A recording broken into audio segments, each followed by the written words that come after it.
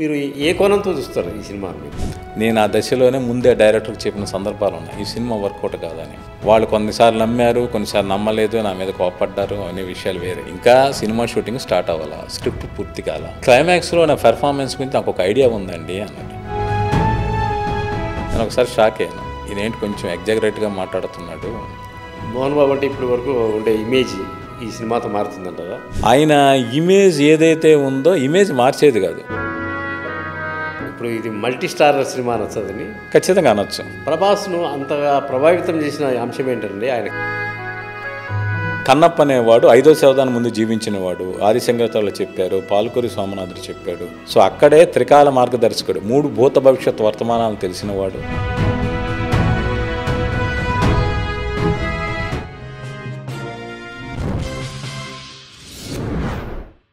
Hi hello, ఈరోజు మనతో పాటు స్టూడియోలో కన్నప్ప సంభాషణల రచయిత తోట ప్రసాద్ గారు ఉన్నారు. వారిని అడిగి కన్నప్ప విశేషాలు తెలుసుకుందాం. నమస్తే సార్. నమస్తే బత్తు ప్రసాద్ గారు. సంభాషణల రచయితగా కాకుండా ఒక విమర్శకుడిగా మీరు చాలా సినిమాలు రివ్యూలు చేశారు, జర్నలిస్ట్గా చేశారు. మీరు ఏ కోణంతో చూస్తారు ఈ సినిమాని మీరు? ఈ సినిమాని కాదు, నాకు ఒక అలవాటు ఉంది. అంటే బిడ్డ చచ్చిన పురుటి వాసన పోలేదని చెప్పేసి నేను స్టార్ట్ అయింది రైటర్గా. నా 16 ఏట ఫస్ట్ స్టోరీ పబ్లిష్ అయ్యాను, తర్వాత జర్నలిస్ట్ అయ్యాను, తర్వాత మళ్ళీ రైటర్ అయ్యాను. నేను రాసే స్క్రిప్టులకి కథ అయిపోయిన తర్వాత నేను ఒక రివ్యూ రాసుకుంటా, ఈ సినిమా ఎలా ఉంది ఏంటి అనేది. చాలా మట్టుగా ఏంటి అంటే 100కి 95-99% నేనేం రాసుకున్నానో రేపు ఆడియన్స్ అదే ఫీల్ అవుతారు. నేను పనిచేసిన సినిమాలు కొన్ని డిజాస్టర్ అయ్యాయి, ఫ్లాప్ అయ్యాయి. నేను ఆ దశలోనే ముందే డైరెక్టర్కి చెప్పిన సందర్భాలు ఉన్నాయి, ఈ సినిమా వర్కౌట్ కాదని. వాళ్ళు కొన్నిసార్లు నమ్మారు, కొన్నిసార్లు నమ్మలేదు, నా మీద కోపడ్డారు అనే విషయాలు వేరే. అది వేరేసారి మాట్లాడుకోవచ్చు. కన్నప్ప సినిమాకి సంబంధించి ఏంటి అంటే, నేను కన్నప్ప విష్ణు గారిని మొదటిసారి కలిసినప్పుడు ఆయన ఒక మాట అన్నాడు, ప్రసాద్ గారు నాకు క్లైమాక్స్లో ఎలా చేయాలో పూర్తి క్లారిటీ ఉంది, దాని ముందు కన్నప్ప ఎలా బిహేవ్ చేస్తారో ఇంకా ఆలోచిస్తున్నాను అన్న. నేను ఒకసారి షాక్ అయ్యాను, ఇదేంటి కొంచెం ఎగ్జాగరేట్గా మాట్లాడుతున్నాడు. ఇంకా సినిమా షూటింగ్ స్టార్ట్ అవ్వాలా, స్క్రిప్ట్ పూర్తి కాల. క్లైమాక్స్లో నా పెర్ఫార్మెన్స్ గురించి నాకు ఒక ఐడియా ఉందండి అన్నట్టు. ఏంటిది అనుకున్నా. కానీ వన్స్ క్లైమాక్స్ చూసిన తర్వాత ఆయన ఆ పాత్రతో ఎంత ట్రావెల్ అయ్యాడో, ఎంత ఇన్వాల్వ్ అయిపోయాడో నాకు అర్థమైంది. ఆ సినిమా 7 సార్లు పైన చూశాను, తెలుగులోనే కాదు, తమిళం, మలయాళం, కన్నడం, హిందీలో చూశాను. చూసిన ప్రతిసారి క్లైమాక్స్ దగ్గర వచ్చాడు నా కళ్ళ నీళ్ళు ఆటోమేటిక్గా వచ్చాయి. అంటే అంత గొప్పగా నటించారు విష్ణు గారు. ఈ సినిమాకి నేనేది ఏంటి అంటే లాస్ట్ 1 అవర్ ముఖ్యంగా క్లైమాక్స్ అనేది ఒక నెక్స్ట్ లెవెల్లో ఉంటుంది. అంటే డాక్టర్ రాజకుమార్ గారు, మన కృష్ణరాజు గారు కన్నప్ప పాత్రను అత్యద్భుతంగా పోషించారు. వాళ్ళు మహానటులు. వాళ్ళతో ఈ యంగ్ జనరేషన్ విష్ణు గారిని కంపేర్ చేయలేం. కానీ నెక్స్ట్ జనరేషన్ ఎవరైనా కన్నప్ప క్యారెక్టర్ చేయాలంటే వాళ్ళకి బెంచ్ మార్క్ పెర్ఫార్మెన్స్ విష్ణు గారిదే. వాళ్ళు విష్ణు గారు ఎంత బాగా చేశారు కన్నప్పని, మనం చేయాలంటే విష్ణు గారిని క్రాస్ చేయాలనుకునే రేంజ్లో ఆయన పెర్ఫార్మెన్స్ చేశారు. అది ఈ సినిమా ఒక యూనిట్ మెంబర్గా కావచ్చు, ఒక ఆడియన్గా కావచ్చు, మీరు అన్నట్టు ఒక మాజీ నక్సలైట్లకు మాజీ జర్నలిస్ట్గా కూడా నా ఒపీనియన్ అది. ఈ సినిమా విడుదలైన తర్వాత విష్ణు ఇప్పుడు ఉండే ఇమేజ్ కాకుండా ఎలాంటి ఇమేజ్ వస్తుంది అనుకుంటున్నాను? అంటే మీరు అన్నట్టు ఇందాక యాక్షన్ ఎంటర్టైన్మెంట్ మీద ఆయనకు మంచి పేరు ఉంది, ఫాలోయింగ్ ఉంది. ఒక కరుణ రసాత్మకమైన పాత్రని ఇంత అత్యద్భుతంగా పోషించగలరా? అంటే ఆర్టిస్టులకి ఆడియన్స్ నవ్వించడం ఎంత కష్టమో, తను కంటతడి పెట్టకుండా ఎదుటివాడిని ఏడిపించడం అనేది చాలా గొప్ప ఫీట్. ఆ ఫీట్ ఈ సినిమాలో చేశారు విష్ణు గారు. సో పెర్ఫార్మర్గా ఓకే, ఆయన స్ట్రెంగ్త్ ఏంటనేది ఆడియన్స్కే కాదు ఫిల్మ్ ఇండస్ట్రీకి కూడా అర్థం అవుతుంది. సో ఆ రేంజ్లో ఆయనకు ఛాలెంజింగ్గా ఉండే క్యారెక్టర్లు క్రియేట్ చేయాలని, కథలు రాయాలని రైటర్లు, డైరెక్టర్లు ఆలోచిస్తానని నా ఉద్దేశం. సినిమాలో మోహన్ బాబు క్యారెక్టర్ ఏంటండి? ఆయన మహాదేవ శాస్త్రి అని ఒక పవర్ఫుల్ క్యారెక్టర్ చేశారు. ఆయనకు ఒక అహంభావం ఉంటుంది, శివుడు తన సొంతం అనుకునేంత అహంభావం ఉంటుంది. ఆ పాత్ర మాట్లాడే సంభాషణ కావచ్చు, ఆ పాత్ర అటు విష్ణు గారితో కావచ్చు, ప్రభాస్ గారితో బిహేవ్ చేసే తీరు కావచ్చు, అవన్నీ ఆడియన్స్కి మంచి గూజ్ బంప్స్ మూమెంట్స్ ఇస్తాయి. మోహన్ బాబు అంటే ఇప్పటి వరకు ఉండే ఇమేజ్ ఈ సినిమాతో మారుతుందంటారా? అంటే ఎలాంటి ఆయన ఇప్పుడు ఆయనకి అది 50వ సంవత్సరం, 500 పైన సినిమాలు యాక్ట్ చేశారు, అంటే రకరకాల డిఫరెంట్ క్యారెక్టర్స్ అన్నీ చేశారు. ఆయన ఇమేజ్ ఏదైతే ఉందో ఇమేజ్ మార్చేది కాదు, ఆయన ఇమేజ్ని మరింత పెంచేది. ఇక్కడ ఇంకొకటి ఏంటి అంటే, కొంతమంది అనుకున్నట్టు ఏ వర్గాన్ని కించపరిచేలా ఈ సినిమాలో ఉండదు. అది ఈ సినిమాలో బిగినింగ్ నుంచి తీసుకునే జాగ్రత్త. అది మీరు సినిమా చూసాక ఇంకా బాగా అర్థమవుతుంది. ఈ సినిమా షూటింగ్లో మీరు ఉన్నారా సార్? యాక్చువల్గా న్యూజిలాండ్ నేను వెళ్ళలేదు. ముందు మోహన్ బాబు అడిగారు, నువ్వు వస్తావా న్యూజిలాండ్ అని. నేను రానని చెప్పాను. అలాగే విష్ణు గారు కూడా షూటింగ్ స్టార్ట్ అయిపోయాక రమ్మని కబురు చేశారు, మీరు రండి స్పాట్లో మీరు అవసరం ఉంటుందని. బట్ నేను వెళ్ళలేదు. అంటే దానికి కారణం ఏంటి అంటే, నా వ్యక్తిగత ఆరోగ్య కారణాల వల్ల నేను 12 నెలలు అవుట్డోర్ షూటింగ్ వెళ్ళలేక నేను ఆగిపోయాను. ఇక్కడి నుంచే డైలీ యూనిట్తో టచ్లో ఉండి అవసరమైనప్పుడు అవసరమైన డైలాగ్స్ కావచ్చు, ఇన్పుట్స్ కావచ్చు ఇస్తూ వచ్చాను.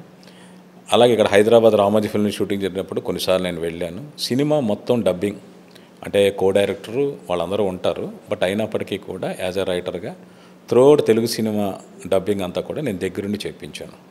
పాత భక్త గణపతి చేసేటప్పుడు 50 ఏళ్ళ అవును, ఇంత సాంకేతికత లేదు. అవును. ఇప్పుడు ప్రస్తుతం ఉండే సాంకేతికను ఎట్లా వాడుకున్నారు సార్? అంటే సాంకేతికత అంటే ఇప్పుడు మీకు అనేది ఒక విజువల్ బ్యూటీ అయితే సినిమాలో కనబడుతుంది.